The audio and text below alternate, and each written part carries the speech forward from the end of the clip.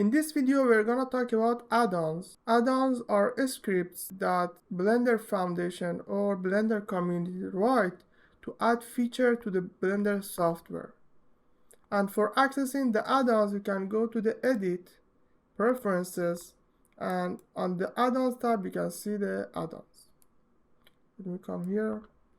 And we have a lot of add-ons, depend on what we want to do in Blender. But for now, let me add a simple add-ons. One of the add-ons is extra mesh. And if we go to the add mesh, you can see that these are all the objects that we can have in the mesh tab. But if I search extra, and we also have add mesh extra object, if I activate the extra object and then go to the add mesh, you can see that we have a lot of more objects for mesh in Blender. The other useful add-on is pie menu.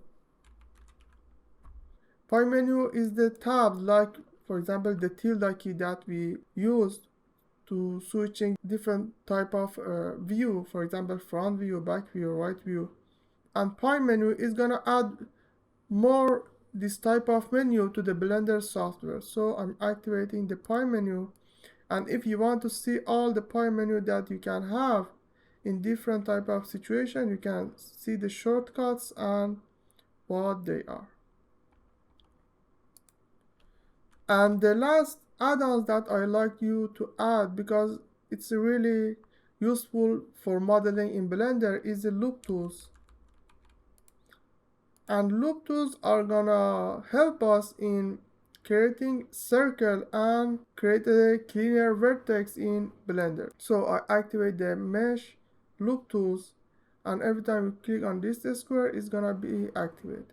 Also, if you download any add-ons in internet and want to install it, you can click on install and then find your add-ons anywhere it is, and it usually is a zip file. So you click on the zip file and then click install add-ons. After that, you're gonna need to search the name and activate it to Blender software. Okay, so for now, for seeing the loop tools add-on, you need to go to the edit mode, because it's only can be used in edit mode. And if I go to the object mode and change it to the edit mode and right click on my mouse, you can see that this is the loop tools add-on that we have. And also, if you go to the view and sidebar, you can see that we have an extra tab called edit, and this is the loop tools that we added. And you can see these are all the features that loop tools has. But for now, I'm not gonna talk about all of them, because this bridge is do the same thing. And when I click right, and for example if I'm on face mode and click right, we also have a bridge faces by the Blender. So since it's the same as this one, I'm not gonna talk a lot about the features that already is in Blender. So the thing that I'm gonna talk about is one of them is circle, that is really useful. Another one is flattened and space. These three is really useful to use in modeling.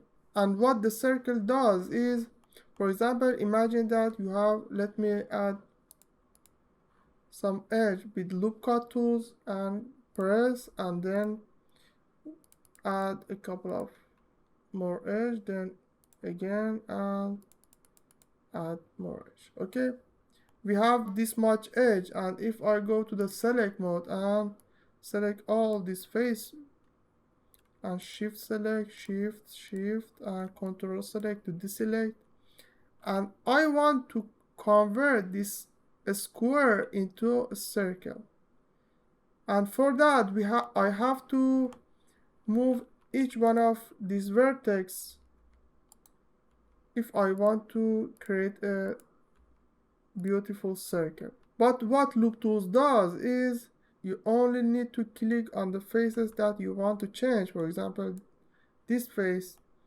and then if I press on circle, it's gonna make it circle. That's as easy as it is. So I really like this feature. And I think the better way to use the circle is that before you use the circle, first use inset. And what I mean is first you use a little inset and then use the circle. Because like this, it's gonna make cleaner topology for your object. But you can also use the same as before. This is the circle feature. Another feature is flatten. Imagine sometimes you create your object and change the vertices and create this kind of vertices. Some of them are up, some of them down, but you wanted a flat face. And for converting them to the flat face, you go to the face mode, click all the face that you want to be flattened, and also try to select the faces that are already flattened.